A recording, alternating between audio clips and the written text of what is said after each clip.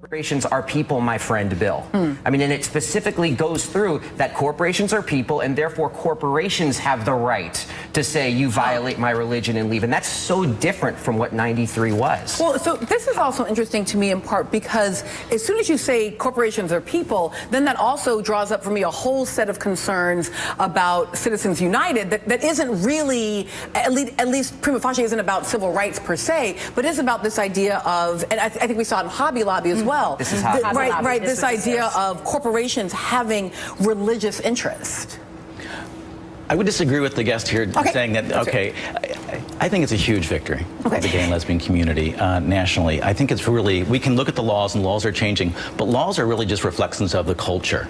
And what we heard from the culture this week is, if you're going to be anti-gay, and that's how it was interpreted by the public. So I realize we're getting into minutia here. Right.